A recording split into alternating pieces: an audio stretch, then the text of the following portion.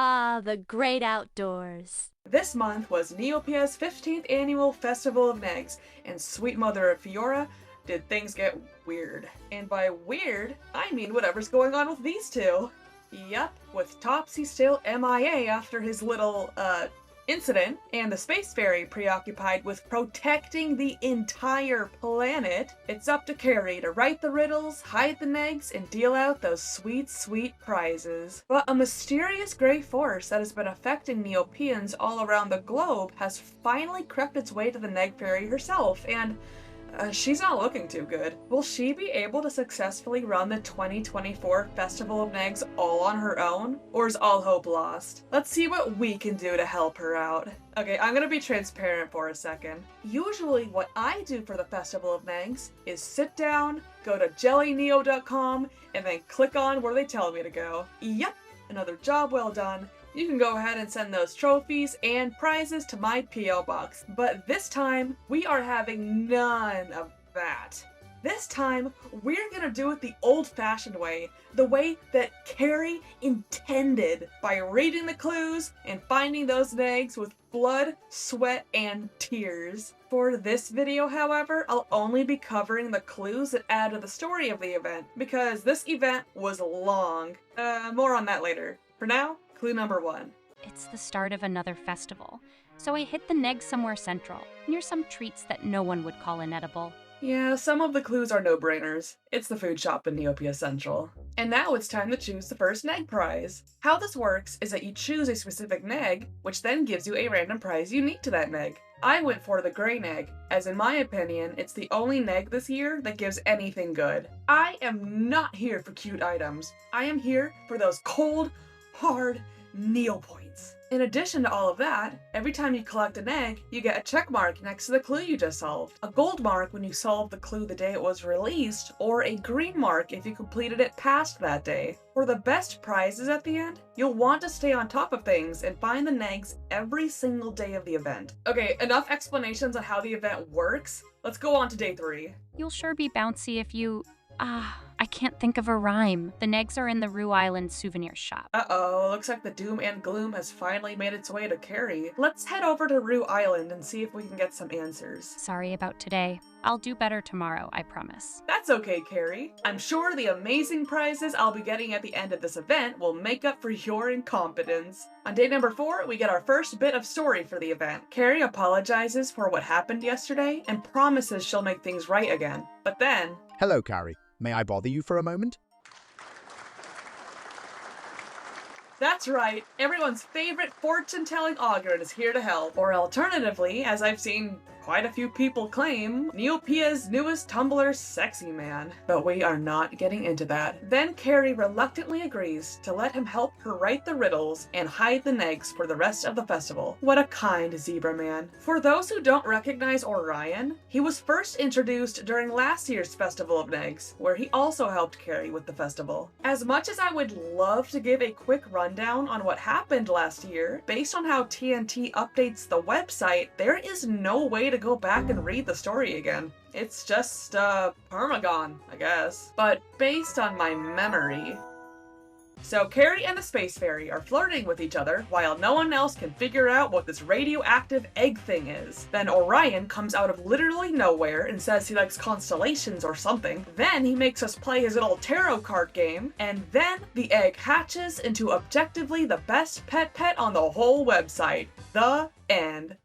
Then, a few months later, in December, during the Advent calendar, Orion both looks and sounds completely unhinged as he yells at Reyna to stop the Advent calendar. Probably because she's destroying the economy, but mostly because he tripped on a lyre in the snow, which gives him terrifying visions of the future whenever he plays it. And if you want to know what his visions had anything to do with ending the Advent calendar, and now that you are an expert on Orion, he's sending us to the literal moon for an Easter egg hunt. Hooray. Exactly 1 week into the event, we are introduced to what I believe the weakest part of the whole story. The dreams and the visions. Orion tells Carrie that his dreams of the future have returned, but that this specific vision was special because... It was strange.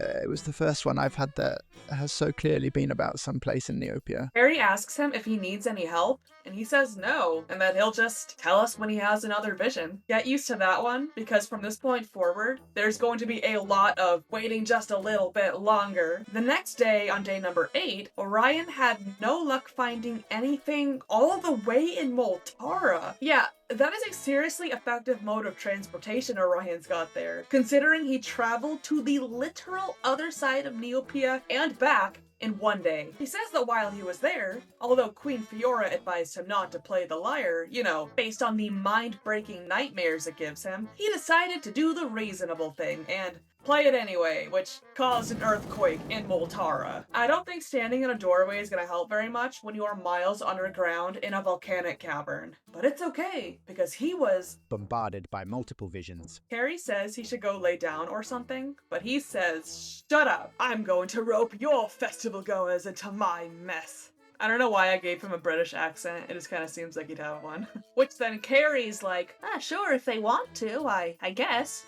Whatever. So now we are stuck doing Orion's dirty work for him, by not only doing an Easter egg hunt, but also by looking for his, I don't know, his visions or something. This is where we get into the side quest of the event. Usually, this is not required for the final participation prize at the end of the event, but it's still suggested you join in anyway because of prizes. They're usually in the form of an adorable pet, and sometimes a fancy trophy for your lookup. And for this year's side quest, you must click on the escaping creature that Orion saw in his visions. This part of the event goes on for the full second week. Yeah, I said the second week. Your pathetic single-day Easter egg hunts have nothing on what Neopia offers. Though I guess it being that long makes sense, considering every day you're traveling thousands of miles to get to the next negg. Hope you saved those vacation days at work. Anyway, it turns out that the creature Orion's been dreaming of is just going to a bunch of food shops because it's hungry. I wonder how it traveled so fast. Gee, I don't know, Orion. How are you traveling around so fast? In fact, how is Carrie giving us the negg hunt clue at the Festival of Neggs in Fairyland and then instantly meeting us leagues below the ocean in Morocco? Is she teleporting?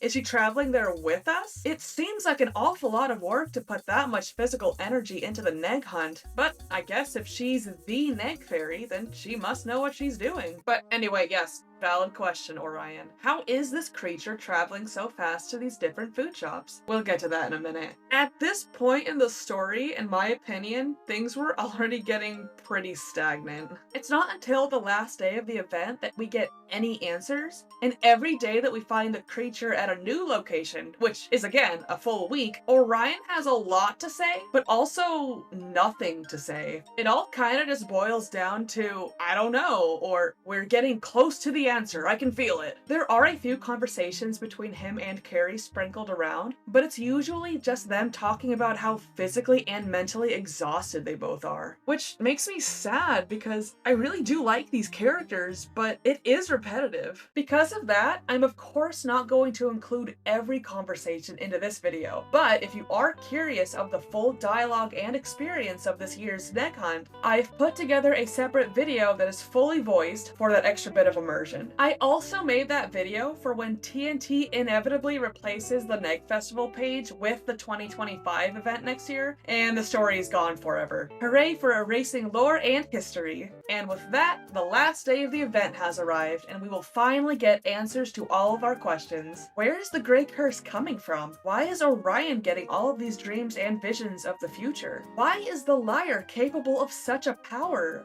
Where did it come from? Did Orion find the lyre that fateful snowy day by coincidence? Or did someone plant it there with the intention of him finding it? Alright, you two, lay it on us. What did this 2 full weeks of egg hunting and more answers soon lead us to?